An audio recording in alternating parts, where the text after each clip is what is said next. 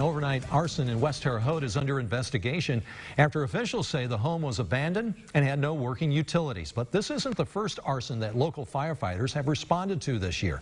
Demetrius Sanders spoke to an official with the Honey Creek and Sugar Creek fire departments, and he joins us with details on how many arson these crews have seen this year. And Demetrius, tell us how these departments are handling all these cases. Yes, Mike. So in 2019, both Sugar Creek and Honey Creek fire departments say they're actually seeing a slight increase in arsons, including one that happened overnight on Monday. And while determining arson as the cause can be difficult, officials say finding the person responsible can also be tough.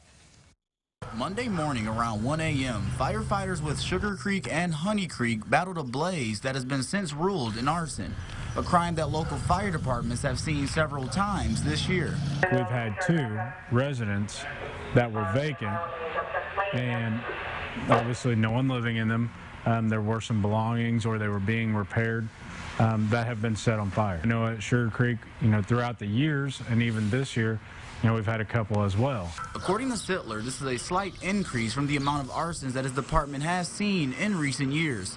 And Sittler says putting out the fire isn't the only difficulty, but also finding who was responsible. A lot of times we don't have a lot of leads for these because no one saw it happen. It's the middle of the night or real early in the morning. Sittler says first responders depend partially on tips from the community, and even after finding a person who was responsible for an arson, proving that they intentionally set the fire is a challenge in itself.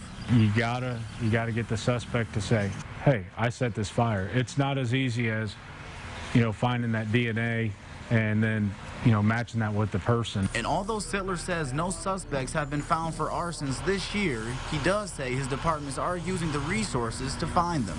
Obviously, Blaze, who is the arson dog for the area. We have just other tools that we can use. We have photography, law enforcement.